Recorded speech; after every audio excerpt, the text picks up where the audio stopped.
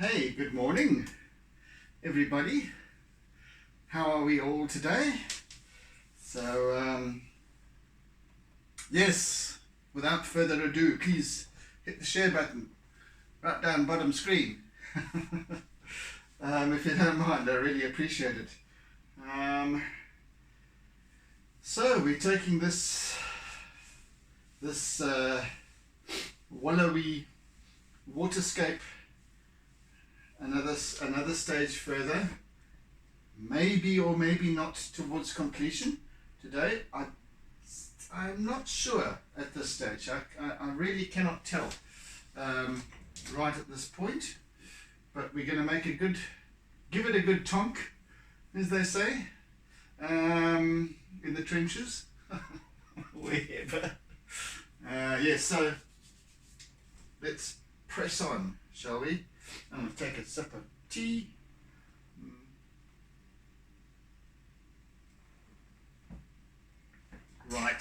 Right then. So I had threatened to start working on those rocks yesterday. I'm going to carry out that threat right now. Let's work over here. Let's move along a little bit on my rails.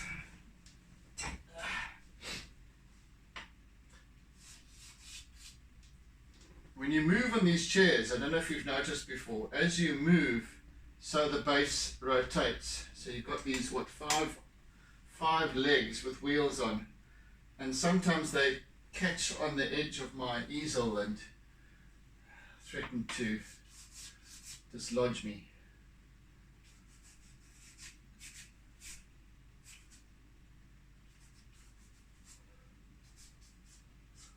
I'm going to leave quite a lot of the base paper visible here with this. Just want to give it a little show of its colour, and that of the sandstone or whatever it is.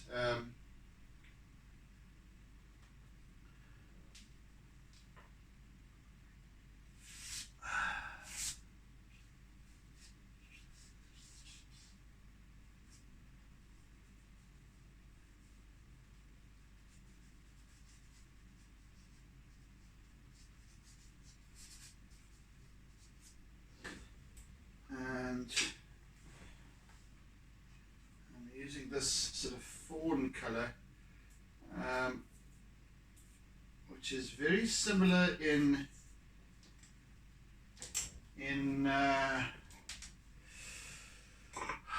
what's the word?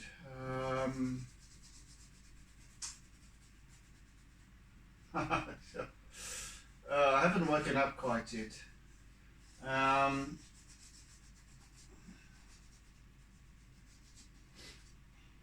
Very similar in its shade to the grey of the paper. So this is a fawn colour, and it's very similar. It's just a slightly different hue. Huey Lewis in the news. So I don't even really need to use it. Again, it's much like I was using the pale blue and the pale lilac in unison, just to create that slightly different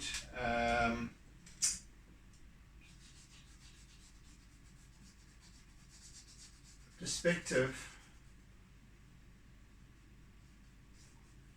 I'm doing the same here.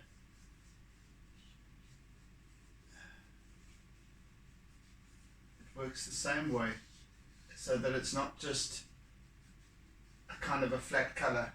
You know what I'm saying?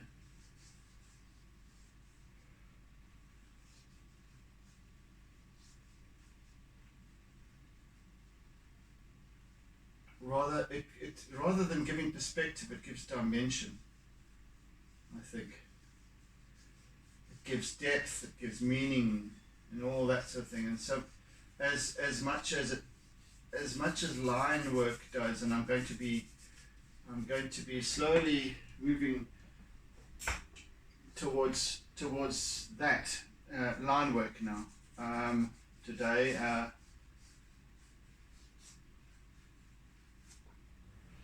don't want to make that rock too prominent. Where's that thin little charcoal stick?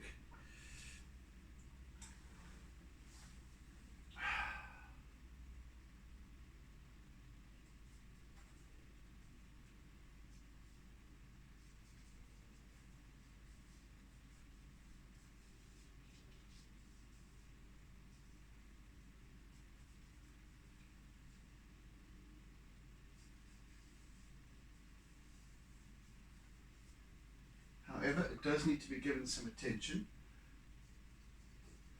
because of its role in this whole piece.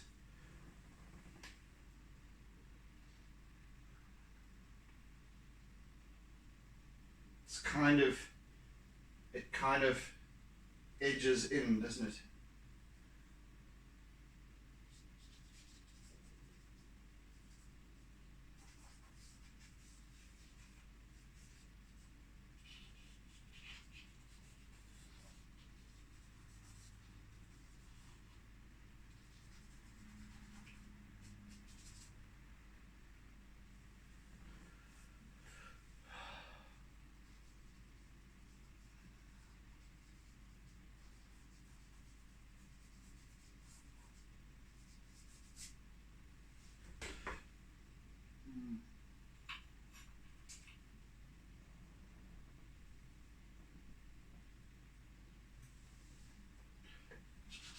No, you won't do. You won't do. You will not do. There we go, that's the one I'm looking for. Right.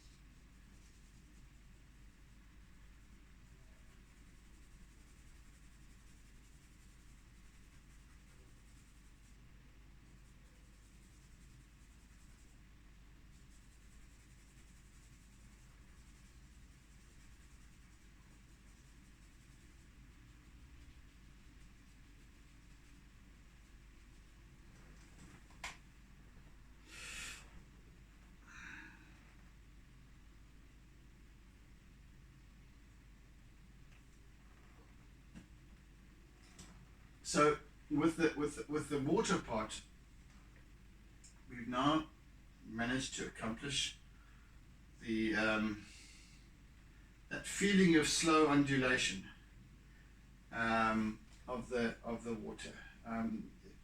We're just maybe 2 or 3 meters away from the water's edge here, where the beach is, and these waves come through. They almost swells by the time they reach where we are positioned, and then they just wash up onto the beach and back down again. But they come crashing in from out there, and they basically wear themselves out on the rocks as they come through. So that when they do come, they're sort of these big swells that just you just float up and down on the top of them, and that's the kind of feeling that an energy that I want to give to this piece. Not so much about the. It's not so much about the awe of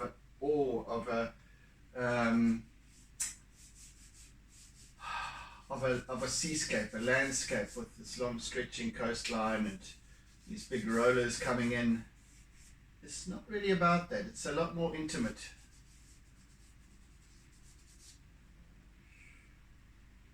It's more of an expression of feeling, of perhaps nostalgia.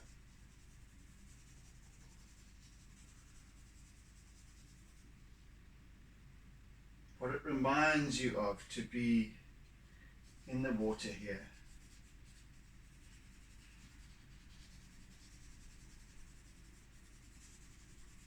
as a viewer, as the observer of this piece. So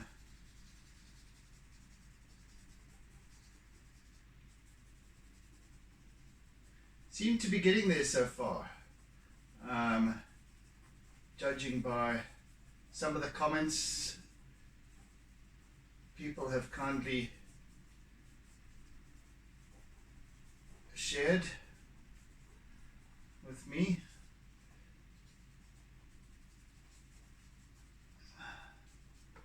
So yes, very grateful for that. It is encouraging.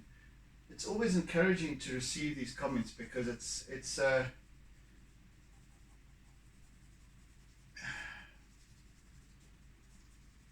gives me some direction, and it just lets me know that, yeah, okay, you're on the right track, guy. You're kind of getting there with your. You see, that really is the only mission that I set out with on these pieces. I've realized a long time ago that I can't be in charge of how this piece wants to turn out. And I guess more or less every artist along the way, at some point, comes to that realization.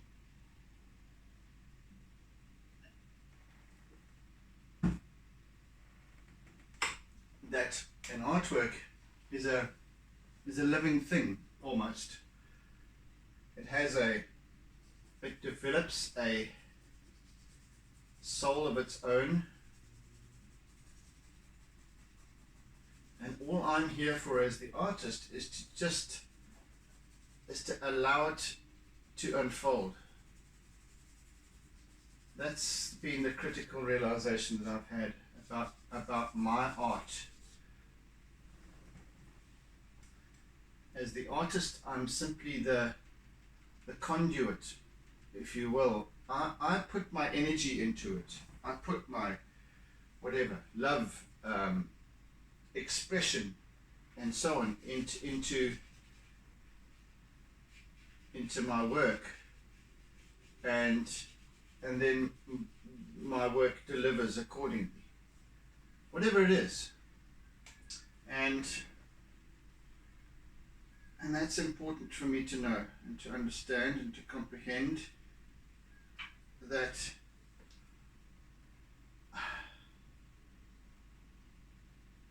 Sorry, I'm just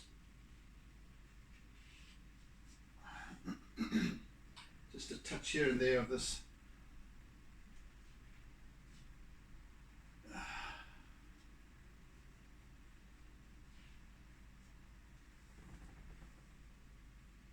Yeah, I don't want to be waxing or lyrical about this, but it's just that previously, with all of my kind of structured training in terms of art, in terms of commercial art or graphic design, well, it was very much more commercially driven, and so you have a very definite hold, and that there's certain techniques that you use to accomplish a certain style, a certain look, a certain whatever it is, in a rendering, in an illustration. So you know the outcome before you've even begun, because it's going to just turn out that way. Whereas perhaps with a fine art, and maybe other people artists who have studied fine art were taught this, what I'm only just realizing now, at a much earlier stage in their careers or in their journey, is to let go. Is to let go of the need to be in control of the outcome. And what I find particularly interesting, and the lesson, I guess, here, is that it's kind of a metaphor for how we live our lives as well. Because we kind of tend to want to be in control of everything, whether it be ourselves, our own micromanaging our own existence, through even to controlling other people and what we expect of them. And we cannot.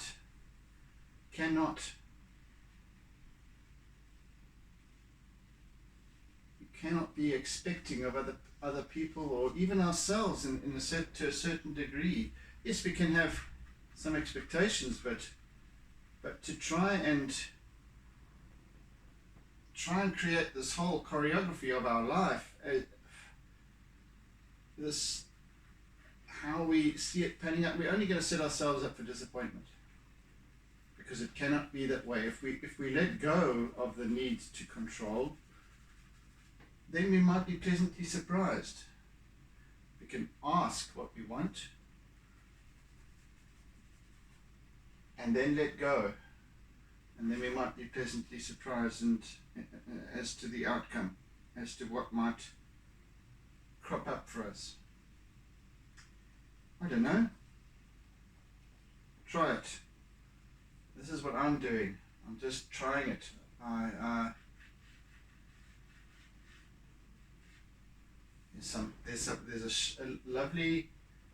There's a lovely cup, a reflection of the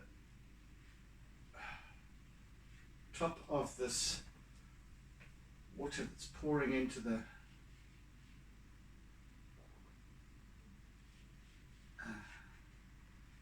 just off the top edge, as the water curves down and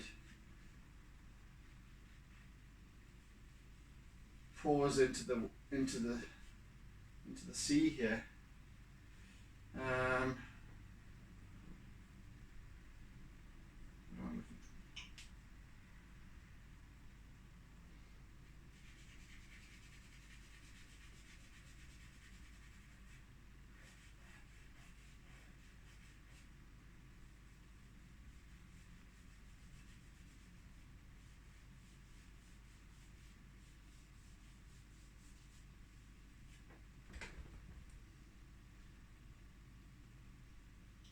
So, I mean, this is a good illustration of what I mean. And there goes my chair again, bumping everything, right between my feet and in the way. And there comes the other one as I move. So yes, this is a great illustration of what I'm talking about, because as I'm working, I'm just letting it. I'm feeling my way as I go. I'm just letting it unfold, and I'm observing, I'm translating, I'm putting feeling into it, emotion, etc. And then something appears that goes, I need attention. So, and I give it attention. Just like this little color that on the top of this water pouring down here. It wasn't there for me before, didn't show up before, and now it has, but only as I'm working. And because I gave it attention, it made all the difference.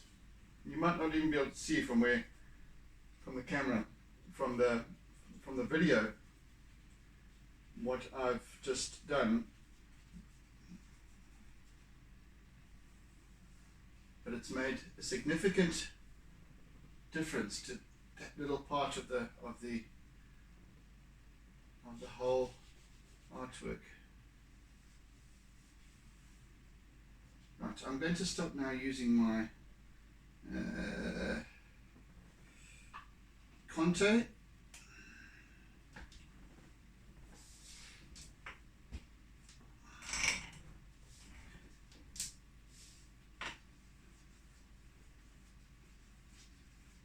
So black Conte, it's harder in its consistency than charcoal.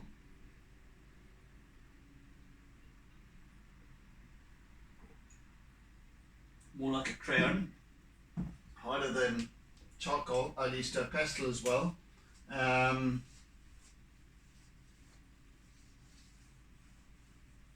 So it comes off more in terms of a line, a thinner line, and it's lovely for creating form in terms of line work, etc. So that's what I'm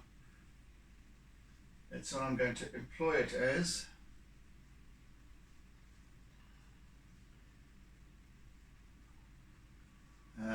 Sort of determining these little fissures in the rocks, cracks and so on, and as well as the encrusted barnacles and little mussels and oysters or whatever they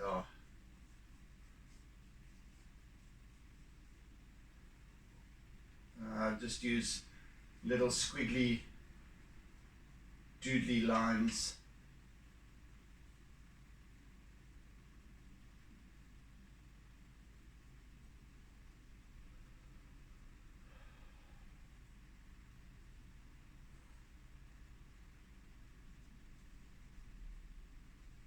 And I'm turning it around, so it's a contact crayon is square. So it's quite nice. It's almost like if you have a square wheel on a bike. You see those on a bicycle, with a square wheel on it, so it goes gudum gudum gudum gudum, and that's exactly what I'm doing with my. So I'm twirling it in my fingers as I'm working, so it gives these little jilted lines.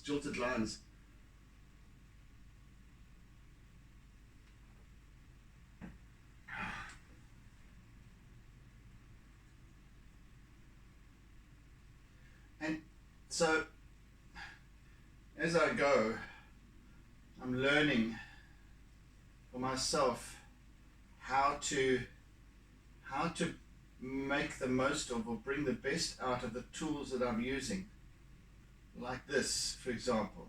And as I work and I want to create a certain texture, for example, and it's not just about, well, using it, to color in with, whatever, as I'm doing here. It's about, okay, what's the best to use for what the effect that I want to create, the visual effect I want to create here. Okay, so and this is how I'm going to employ it. I'm going to use I'm going to use these wandering lines,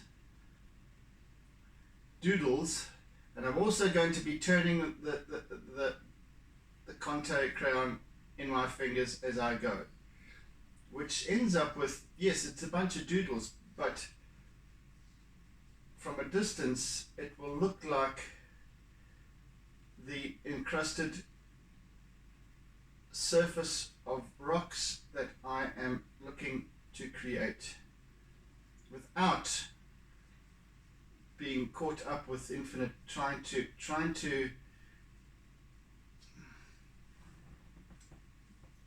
get this infinite detail, which I can't with any of these mediums that I'm using.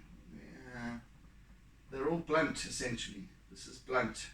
It doesn't develop a sharp point like a pencil. Neither does the chalk, the pastel, neither does the charcoal sticks. You can't. So the next best thing, in fact, the best thing, is to let go of the need to represent photographically what I'm seeing, and allow the technique, or the style, or the energy, or whatever it is to show up. So I'm giving it my thought that this is what I want it to look like, and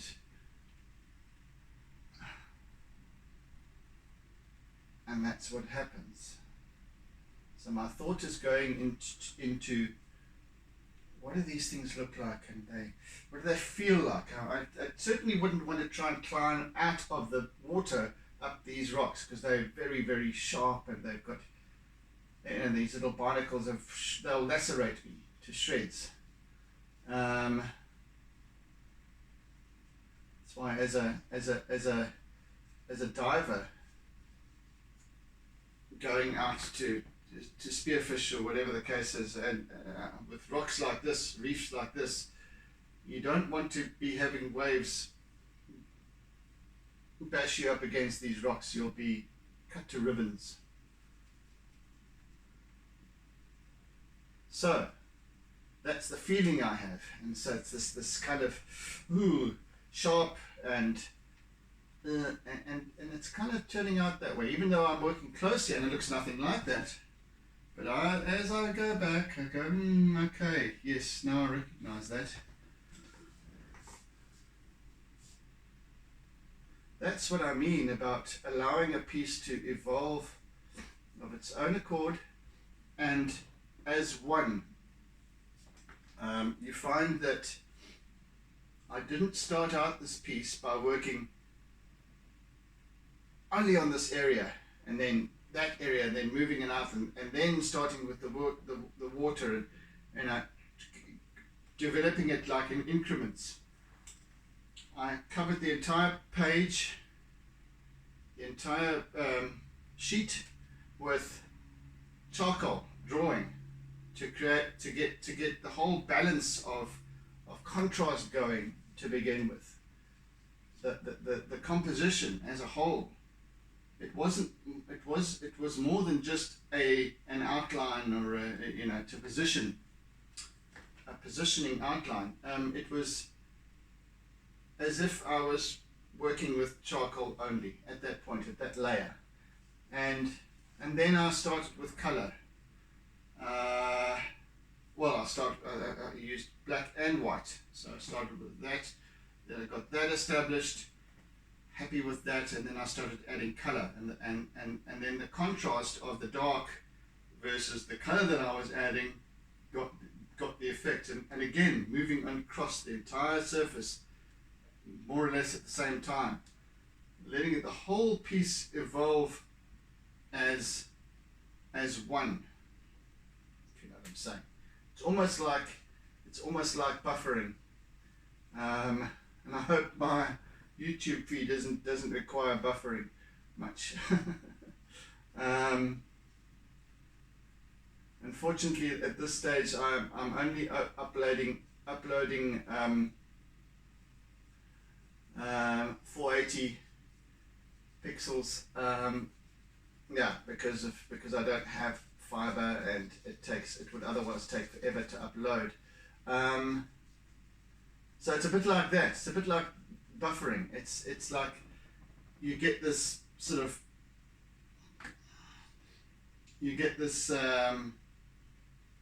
whole screen that's full of little pixels, and as it starts to clear up as a whole, so the image becomes more and more defined until you've got the entire image crystal clear in front of you. And that's kind of what I'm doing.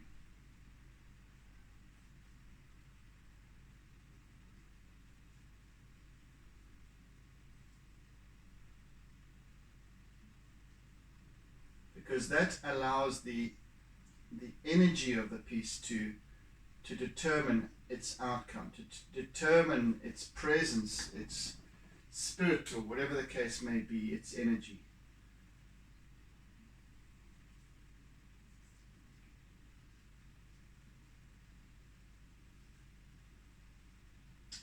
I know these sessions are, being an hour long, they tend to be more than many can manage, and that's okay, because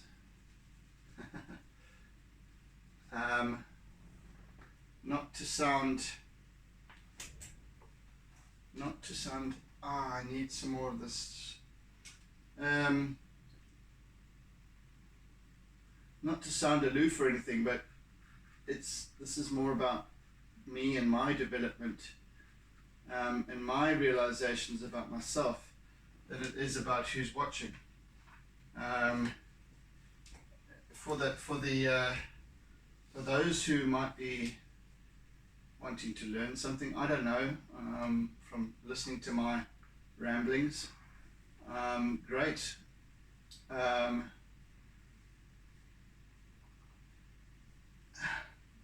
those of you who just want to see how this thing turns out, well, you can see it when I post it up, when I'm completed. And I guess there are many. In fact, most people that actually end up seeing this piece when it's complete don't ever get to see these videos, these images, my full process, my full journey. I don't want to segment it. I don't want to break it up and cut it up, because I'll be switching the camera on and off, and it's just a disjointed process. I want to give you the full spectrum.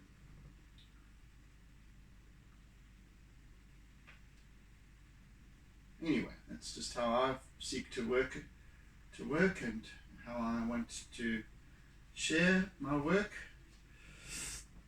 in that manner.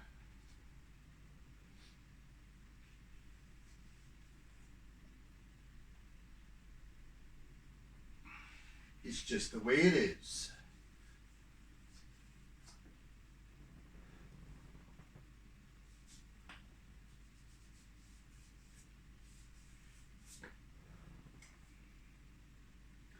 And also, the other benefit is that for those of you who maybe seek to purchase my work, you'll be able to view how it unfolded, almost on a personal basis.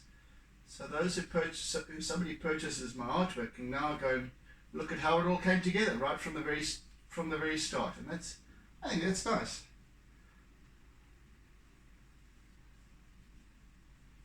I think it's a really personal thing. It's a very intimate thing. That's why I do that.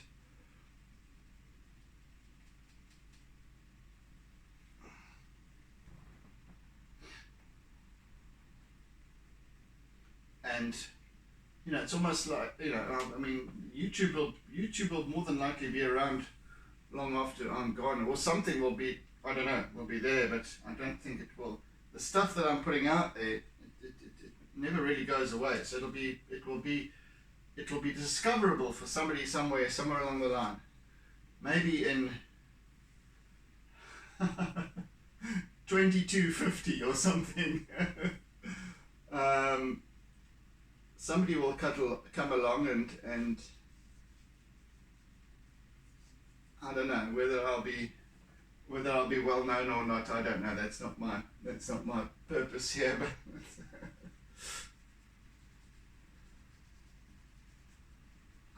But then I'll be able to go, that's how that came together, and that's what he was thinking at the time.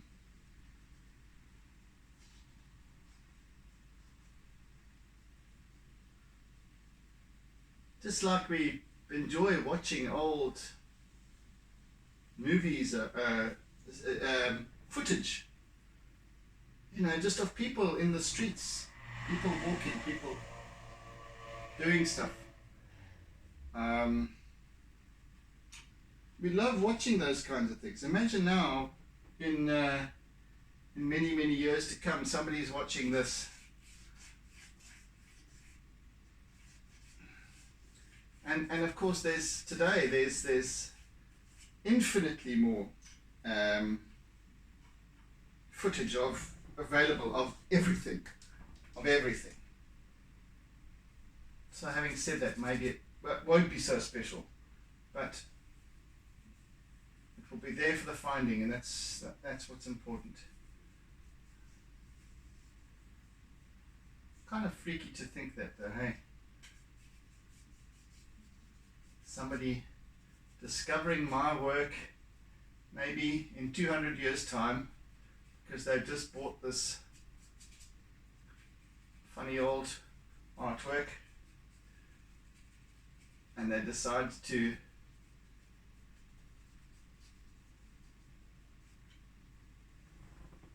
do a search. pull it out of the ethers. Anyway, that's a romantic thought, isn't it?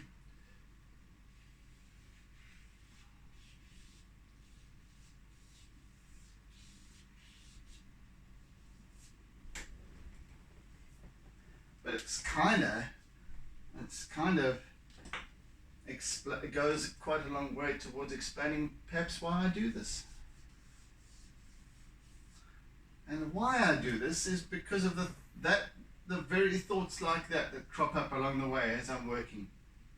Love it. Absolutely love it. Right, white conte as well. That's just, we need a little bit of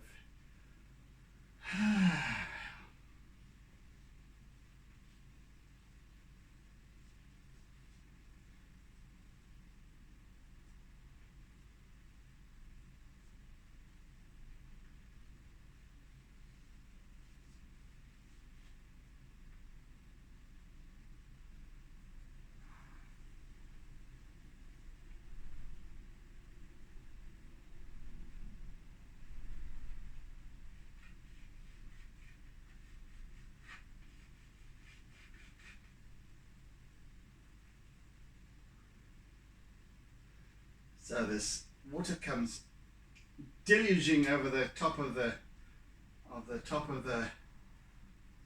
rocks here in one smooth sheet, and then meets the edge and then just pours foam like.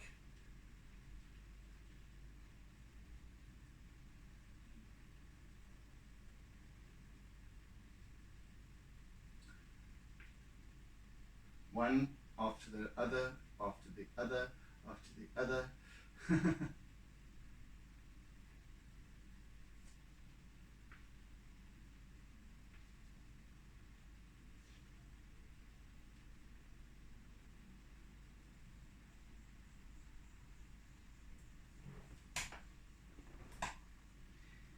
Slowly, slowly catch a monkey.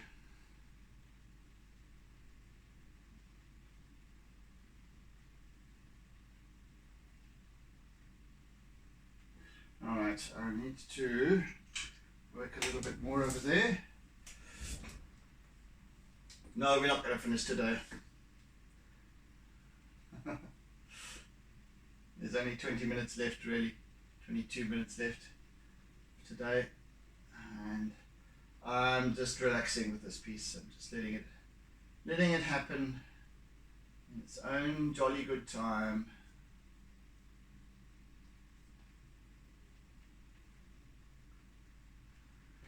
And as with previous pieces that I've noticed, they as I start to work more with the squiggles and the small line work, it's like the piece slows down.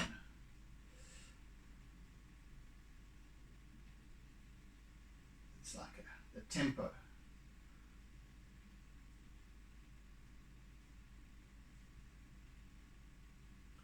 And that's okay.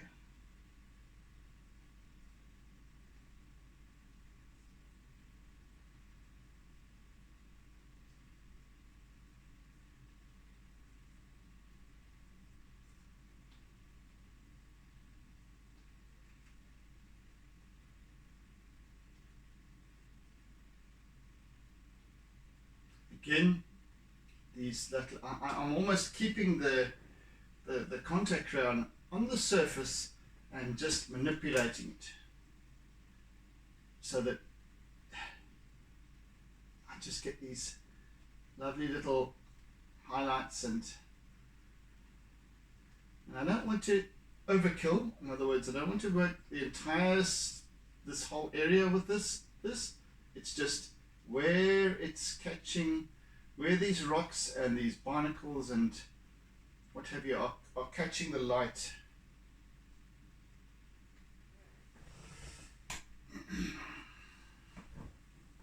Just a little bit. Just a little bit. Just a little bit. And then I want to just some line work here, just to define these rocks a little better.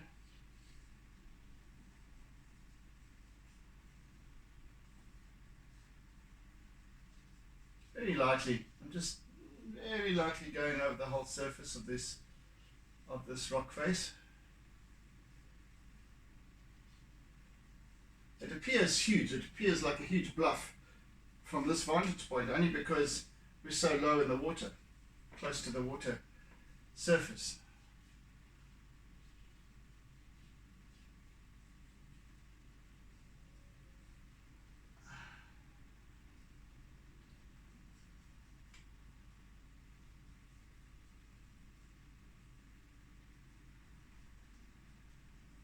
But as you look closer, so you'll see the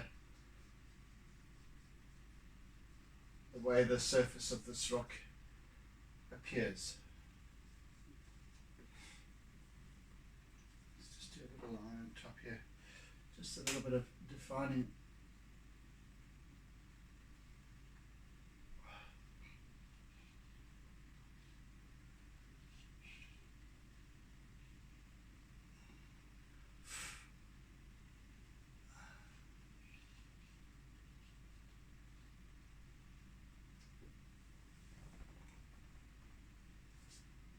Yes, that will almost do, I think.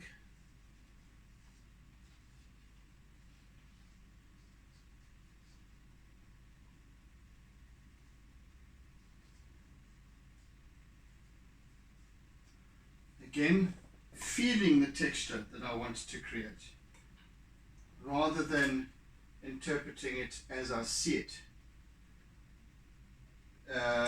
So, if I'm going to offer some insight to fellow artists in this respect, and by no means placing myself on a pedestal, because I am in the process, I'm learning.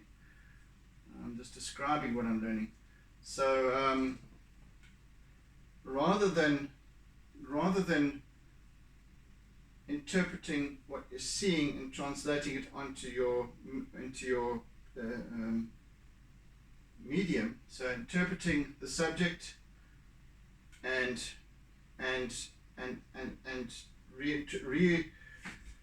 redefining it on paper or on canvas or whatever the case may be. It's more about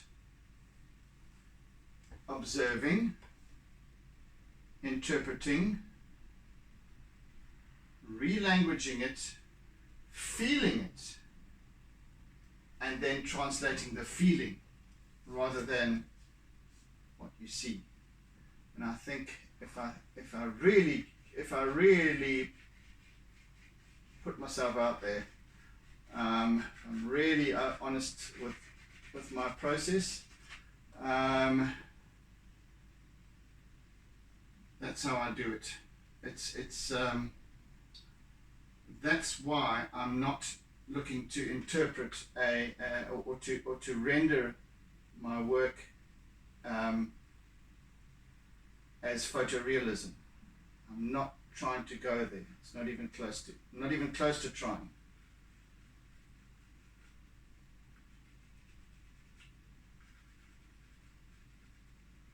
I want this work of mine to have a bit of soul.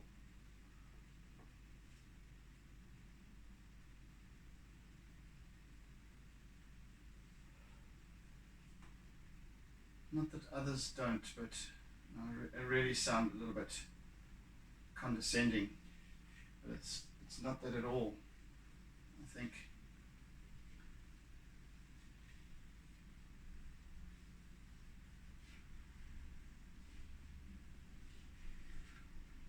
if you look at a piece of art, an artwork, and if you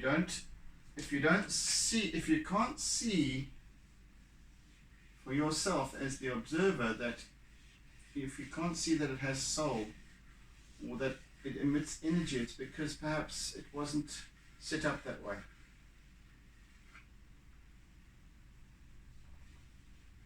Okay, I'm going into subjective ground here, and I don't really want to.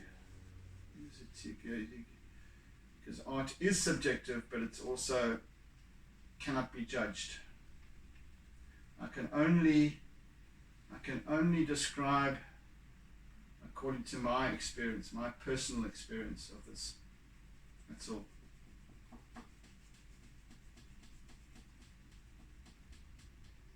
So, with a pinch of salt then, eh?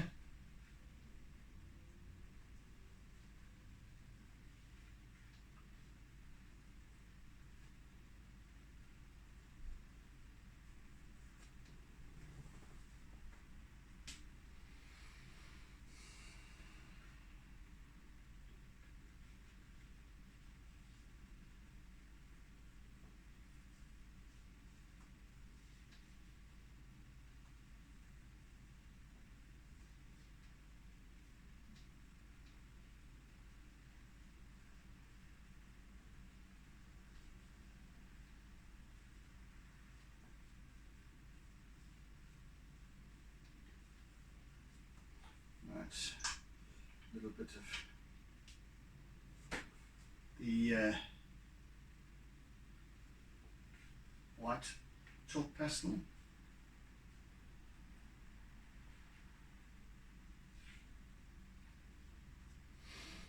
Tomorrow I'm going to be working with line over this whole bottom 2/3 of this artwork. All of this area is going to be intricate little, well, not intricate, but a spider work of line, spider work of doodles.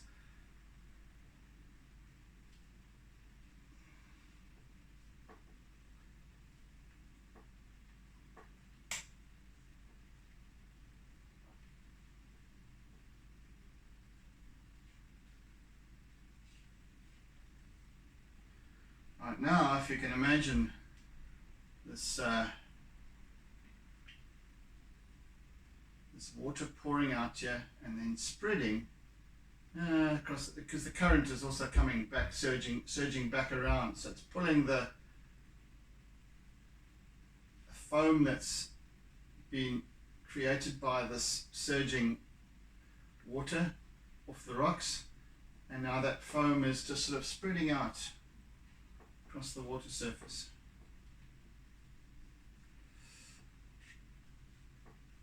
Lazily drifting away, and then obviously being dissipated again once the next wave comes through.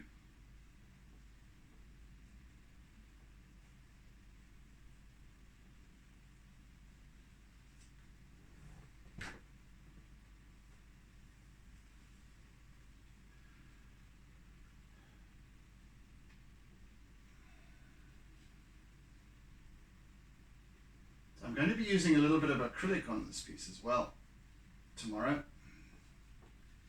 A little bit of acrylic paint for the extreme highlights areas. Very spotted. Very spotted.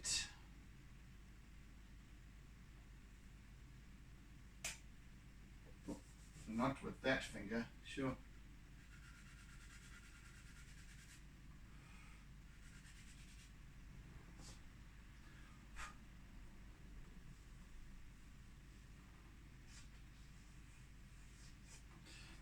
A little bit of where's that pale?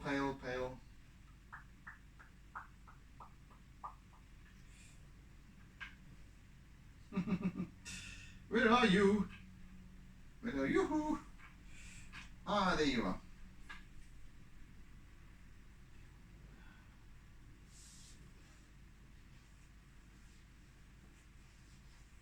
Just a little bit of the pale lilac.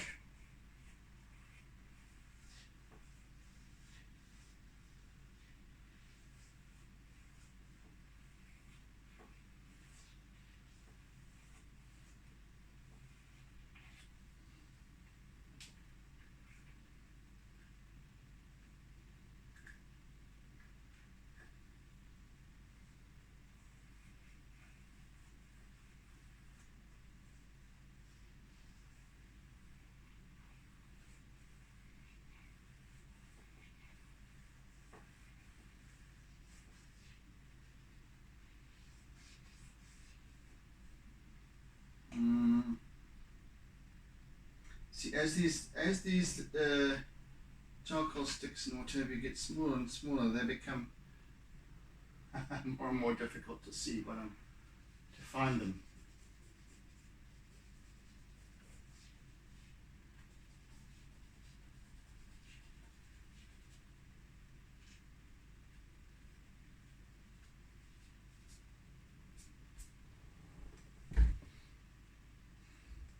Little bit there, little bit there, little bit.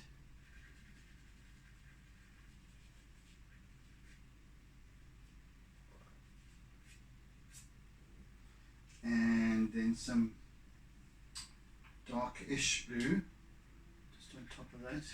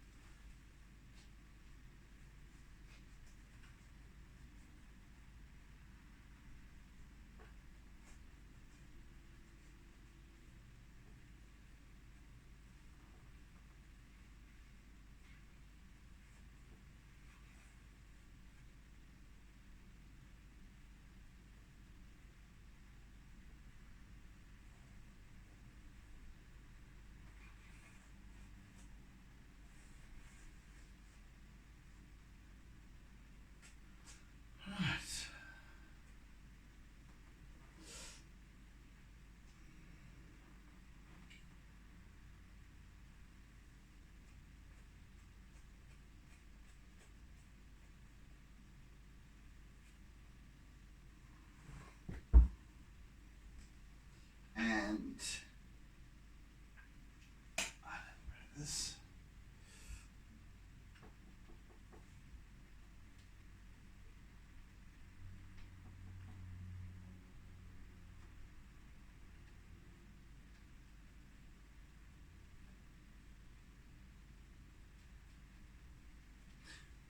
So whatever I'm working with, it's purely an illusion of detail. It's not actual detail, because if I could bring camera closer, and I'm not going to even try now because tripod set up and all that stuff, but if I could bring you in close, you'll see how little detail there really is, and what of it is an illusion that as you draw back then makes it look real, makes it look actual. You see, if I looked at a photograph, let's say let's say this was a photograph, and I looked at an area like this, I'd be able to tell that it's water, because I'm seeing according to what I've seen countless times before. That's why photographs have that kind of meaning in terms of interpreting something that the person behind the camera sees, captures, and then shares. An artwork is more about, yes, it is ultimately sharing what you see, but it's also about how you share it. Is slightly differently, just in terms, just as much as with a great photographer. There's so much more that can go into a photographic image than just taking a happy snap and posting it on Instagram. That can stir up the emotion and what have you, just according to light, the attention to detail and light and shade and all these kind of things add to the emotion, and this in the same way as that I'm putting my feeling and emotion into this piece over the 4 or 5 hours that I'm working on it. Photographer, a very good photographer, puts that same emotiveness into one image or a number of images at one time, in a moment, in a millisecond.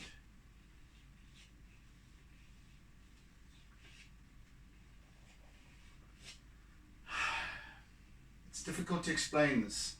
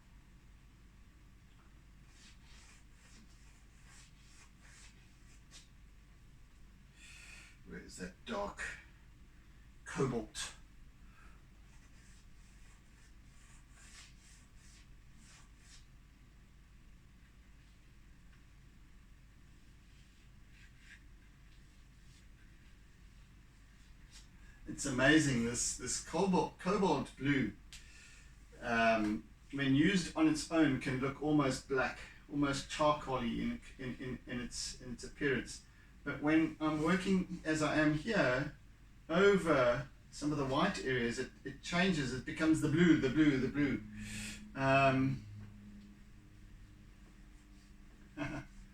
Quite fascinating.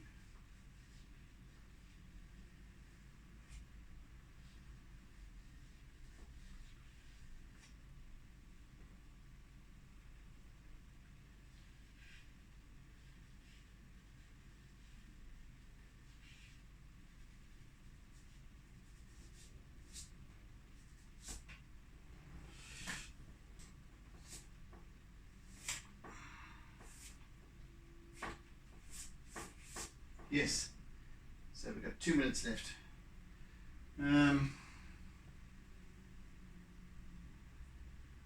But I think we're done. I think we're done for today.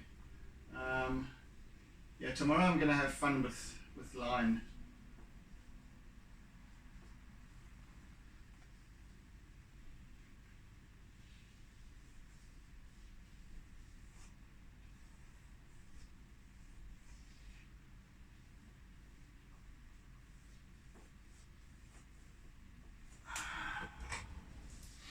Okay guys, I think that I am done for today, so it's time to down tools.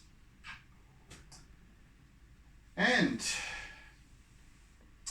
we shall continue to completion tomorrow with a wee bit of doodling and some acrylic paint to finish off the highlights and little splashes and a couple of things that I've still got up my sleeve.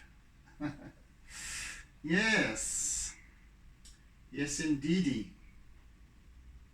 Quite liking this piece actually. I really can sort of feel it as I look at it here, and it will you'll see tomorrow when I work with line, it will really bring it much more to life. Anyway, thanks for joining, thanks for sharing, and thanks for contributing to my journey, to my process, etc. It's really appreciated, and I hope you're maybe learning something, maybe something that you recognize within yourself in terms of what I'm sharing, and I can only the best I can do is just share my thinking, and that's what I do, and it's what I enjoy doing. It's the whole reason for these sessions. So yeah, have a fantastic day further, oodles of toodles, and have a great day. See you again next time as we complete this piece for this week, and take it easy, be good or be bad, it's up to you. See you soon. Bye guys. Don't forget to doodle.